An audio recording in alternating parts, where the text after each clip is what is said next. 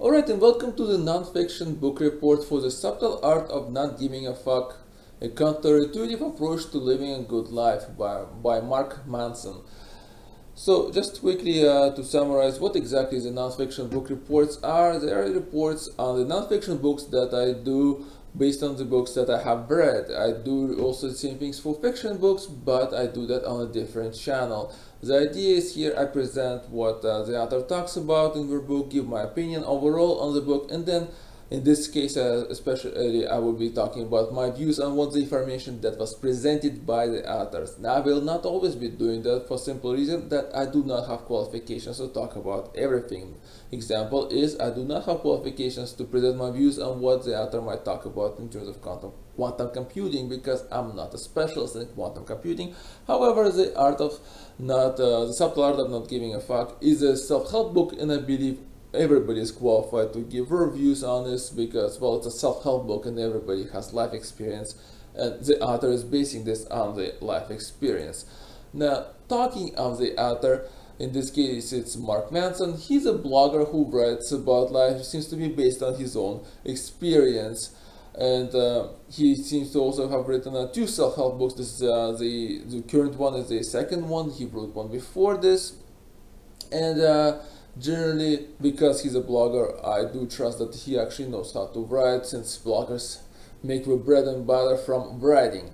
Therefore, this is kind of gives him qualifications for a well-written book, but with regards to the content of it, well, it's based on his own life experience. He's not some kind of specialist. He did not do some kind of extensive research. He does say that he read a lot, and it's basing on what information he read and on his own experience. But to me, this still sounds like he's basing mostly on a sample of his findings. And from that perspective, I consider this book to be more of a casual read rather than an academic read, and therefore the bar is not set that high for this book when it comes to the quality of it.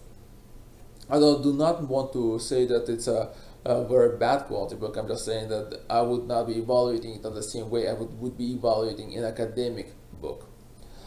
Now, as I mentioned before, this is a self-help book, and the self-help book industry is pretty much popular industry. A lot of people write self-help books. There's a lot of them. A lot of people read them because we all try to get improve our lives and try to get better at it. And since anybody could be considered an authority here, anybody writes them, and everybody has their own little life experiences that they base it on, and that's where it comes from. So people can always go ahead and read one, and then read another one, then read another one. I usually find that these books generally dish out the general advice that everybody will find to be common sense, but at that point you spend money on the book. In my case, I did not spend the money on the book. I do get most of my books through the library, and this is something that I got. The reason I chose to actually read the book, given my view of the self-help book, is the fact that I saw it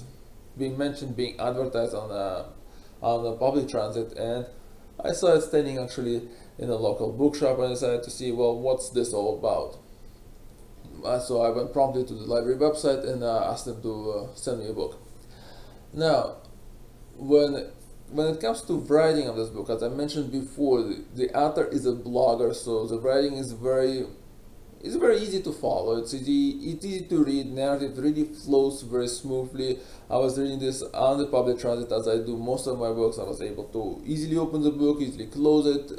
There was no type of issues for me to saying that I have to read something to understand something better. No, I had no issues there at all. As I said, it's pretty easy to read, and it's quite clearly it's meant for the casual reading. Overall, there's a theme in the book, and it's a theme is the title basically, and it's progressed through the full book itself. Through the whole book, except the last chapter. I got a bit lost from the actual theme, but then if you think, eventually I got the whole idea that the author is trying to say that there's a time limit, and what the author is talking about in the last chapter is the fact that we're all going to die, and based on that, he kind of setting a time limit, saying that now you must understand that you have only so much of a limited time, so therefore you need to consider what you're doing in your life given the time limit that you have. And I think that's in the end kind of ties up with the theme of the book. So talking about overall points, the book the book gives is the following. I'm going to go through them. I might have missed maybe one or maybe two, but I generally got the most of them here. And it's the first one is narrowing of the focus. Again, the title of the book. The idea is that the author says, well, we only have so much time that we can spare, so much attention that we can spare. We need to focus on what we really want to achieve in our life, rather than focusing on all the different things that we have. Based on that, he believes that we have more success because now we have a better focus on what we are willing to do. He's generally saying, do not sit around trying to make something happen that's not going to happen, because either you don't have qualifications for it, or you're wasting too much energy. Focus on what you want really now, and stop caring about things that are not that really important in your life. And again, his decision on what people should be focusing, how people should be focusing, is that they need to identify what they're really good at. They need to really understand what their limitations are, and based on those limitations, not to try and do some, try to make things happen that are not gonna happen because just somebody tells you, keep going, keep trying, rather than understand, yeah, this is not gonna work for me. This is going to work for me, and from that perspective, I should focus here. And it comes in through his discussion of goals and metrics. In other words, he's saying that, he's literally saying there that we should focus our goals and metrics to be more realistic. You should not set them way too high, because you're never gonna achieve them, and then you're gonna feel disappointed, and that could lead to depression and low self-esteem. If you set your goals and metrics more realistically, you will find that you'll be able to achieve them. So again, you gotta know your limitations. He actually talks about that you gotta understand that you're not special, that you're not gifted in everything, that you do not have talents in everything, that you are a normal person, and then based on that, you decide on your goals, on your metrics, and what you're gonna follow, and how you're gonna measure yourself in your life and your success.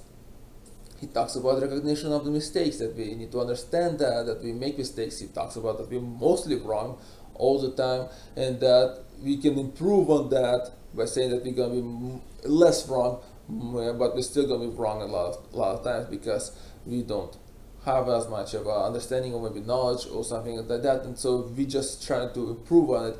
So this kind of creates a certain of understanding how you should be dealing with failure, rather than to have people completely be sidetracked by failure, saying to have a completely low. The idea here comes out, the failure is a state that you're going to end up in often, and therefore you need to learn to deal with it and to climb out of it and keep on going, rather than just to completely shutting down and going into depression all over it. And he also talks about the same way, again, it's the same theme overall, again, is that it's how much of a control we have over our life. He again says, yes, we do have a lot of control over our life.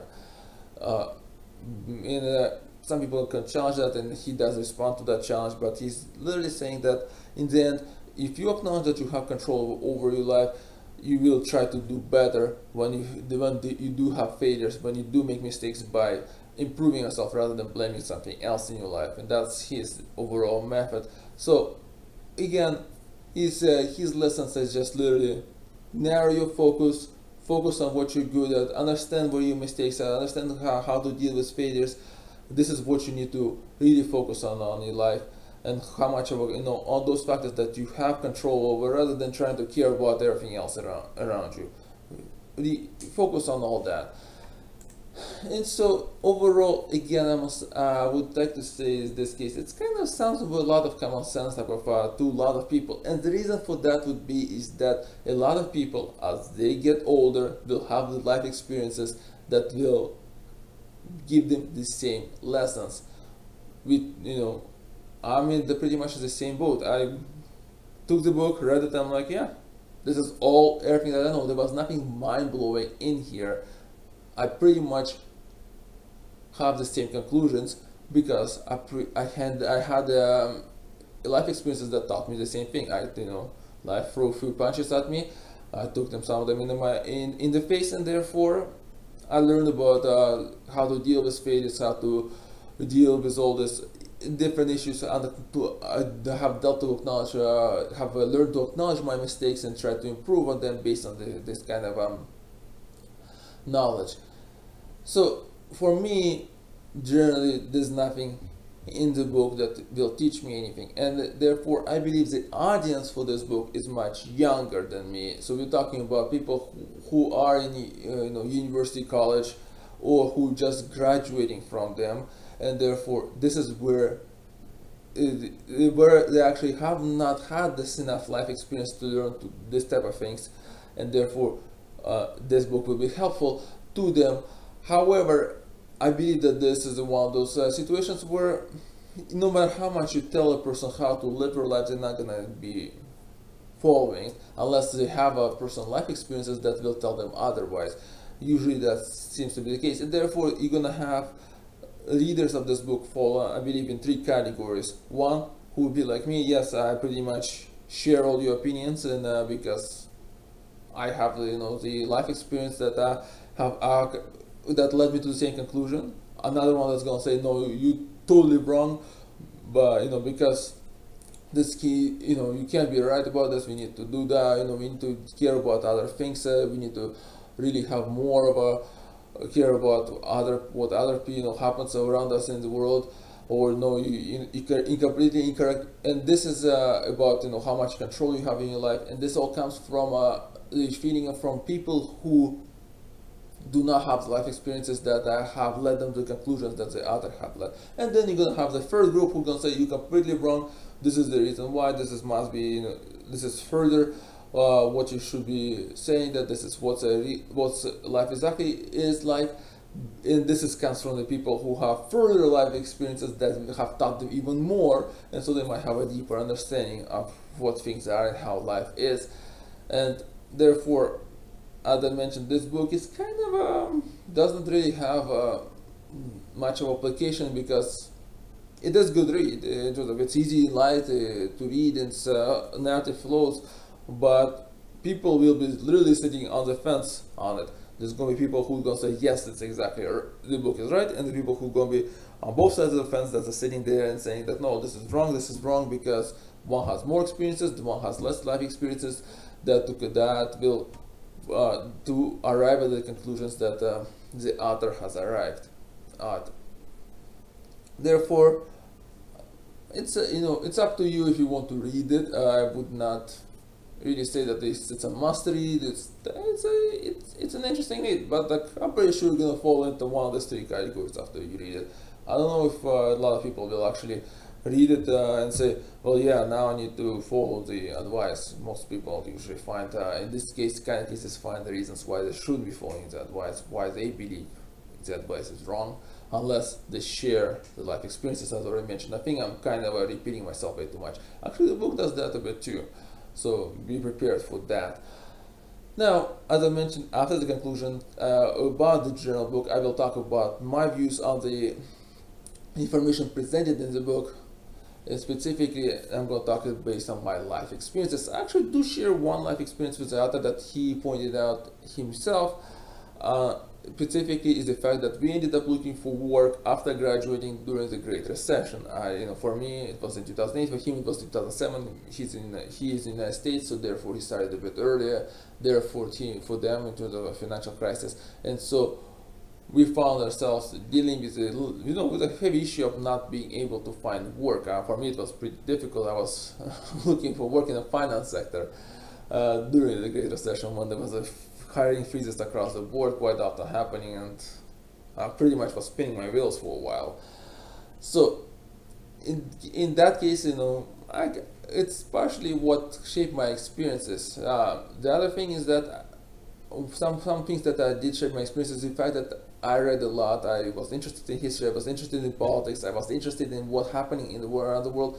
And as you read more, and as I, as you research more, as in my case was, I did go deeper and deeper in topics, you begin to uncover a lot of things that are, well, you can say messed up with this world, and you start to say, oh well, we got these issues in Afghanistan, we got these issues in different countries of Africa, where we have poverty and different resistance movements and rebels movements happening that are really causing issues to development of the continent because of the constant state of warfare, and this is being fueled by this, and that's happening because of this, and there's also this issues.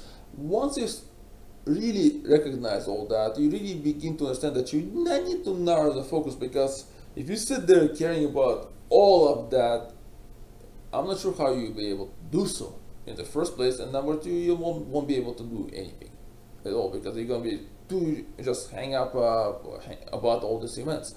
It's kind of like what my parents usually say when they say that, oh, let's talk about real life at some point during discussion, which is your way of focusing discussion and saying that, well, let's talk about things that are really relevant right now to us. Yeah, sure, what's happening there in the world is great, but let's talk about something that's more related to our family, and or to what's relating to what's happening right now.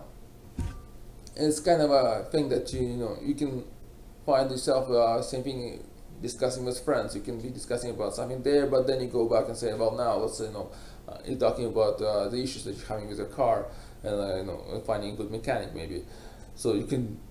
This is what you focus right now is your car.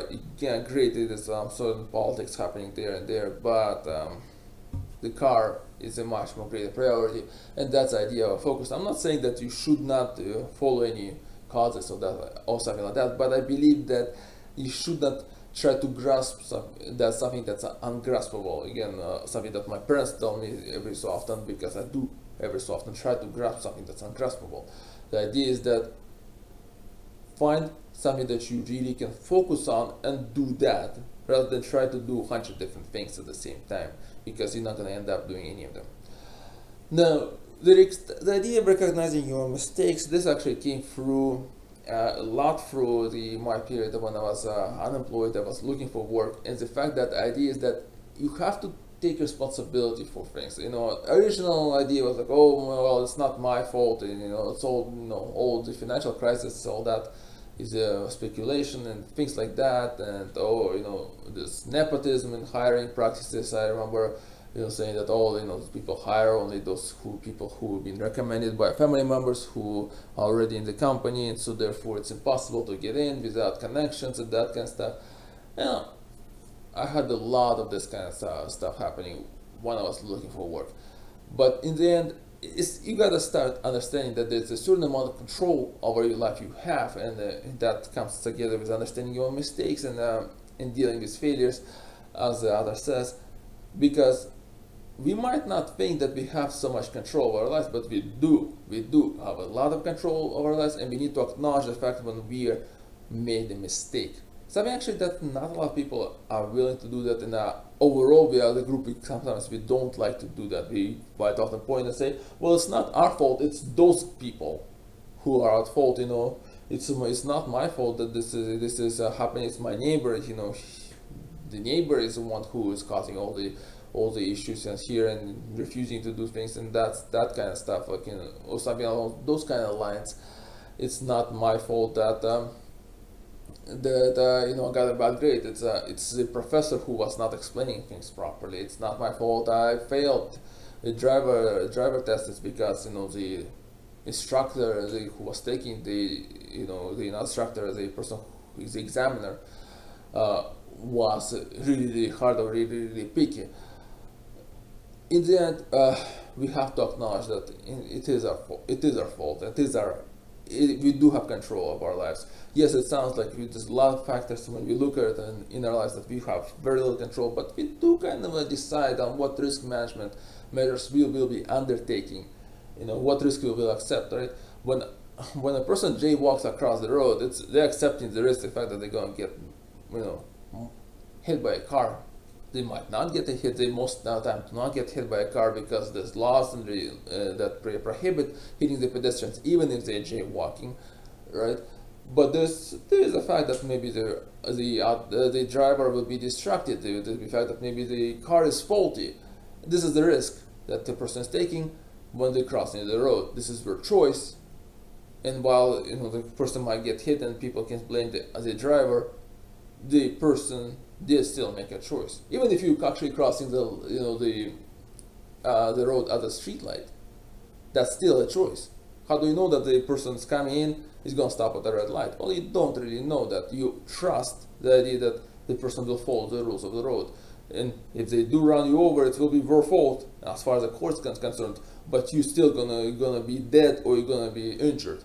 So this certain amount of responsibility on you when you stay standing there and saying like, oh, does he look like he's that car? Does it look like that car is slowing? Or it doesn't look like that car is slowing? Maybe I should not step right now, right? There's always a certain amount of control we have over our lives, right? You show up for a job interview. It's a group interview. You find that there's one person that has better qualifications. Well, you can say, yeah, well, it's not my fault that that kind of person showed up, or that person graduated from such and such a university and it's considered to be better. Well, it kind of is. You didn't go to that university, and you didn't get admitted if you tried, or you didn't get your qualifications up. You still had some control over it. It was your choice what to do and what kind of qualifications to get, and in the end maybe it was not the right qualifications, but in the end it was your choice, and that's something that we need to acknowledge. And and if it's that choice led to a mistake, such as, well, maybe you got a wrong degree and nobody really wants your degree, right? I have no idea what people do with unacknowledged like the degrees that do not have any focus at all. Like there's ones that just, well, it's a degree in arts, but there's no specific major in it. Then I always wondered, like, what do you do with that?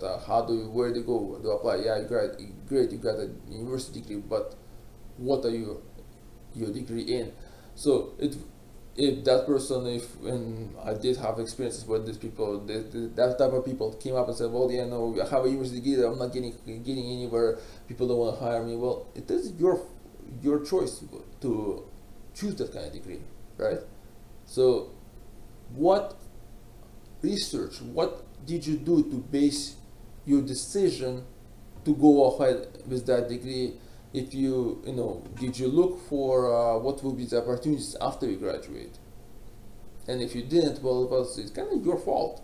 It was your mistake. You did not look to see what your actions what will be the final result of your actions. And this is kind of important as far as I'm concerned. And once you acknowledge that, it's actually pretty beneficial, right?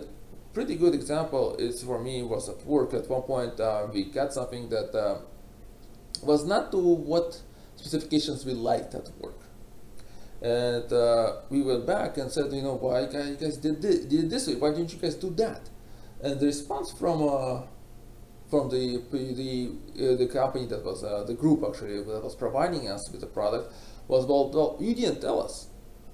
Now, we were sitting there and saying, well, this is common sense, you should have had that there. So here's the thing, we could have just said, well, yeah, it's it's a common sense and that's it, and they ended up there. And that's actually some of the responses were, well, come on, like, why didn't they do it? It's like, it's totally obvious that we need this.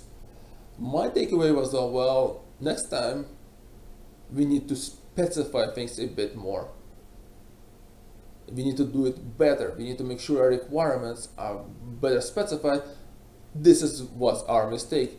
We assumed that something that we thought as a common sense would be seen by the other group as common sense. Or, we didn't even know. Maybe they also thought about the common sense, but they didn't see it specified on paper, and they did not want to deliver on something that we might not be needed, or spend time on something that was not needed and ended up delivering a product that we might not want it. Also, maybe this was not a function that we wanted.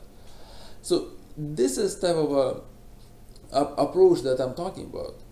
Yes, I do not have any control about interpretation that the other group takes, but I do have a control of the information I send to that group. So if they get something wrong, I acknowledge it as my mistake because I did not provide them clear details of what I wanted. So I'll go back, and next time I need to communicate with that group, I will be way more specific and way more clear, or attempt to be as clear as possible to prevent any this kind of mistakes happening again, rather than just say, oh well, it's all their fault, they didn't give us what we wanted. Because if I take that route, I will never improve my requirement specifications that I write, or but I communicate with that group, and the further miscommunications will continue to happen, and I will continue to be saying, well, it's all their fault, they can't seem to understand what's happening. And that's basically why I, again, like, this is my views on what the other saying, but I'm agreeing with a lot of stuff that he says, because I just found that this is kind of this is what makes sense to me, and this is what works for me. So that's it for this book, and thank you for watching and listening.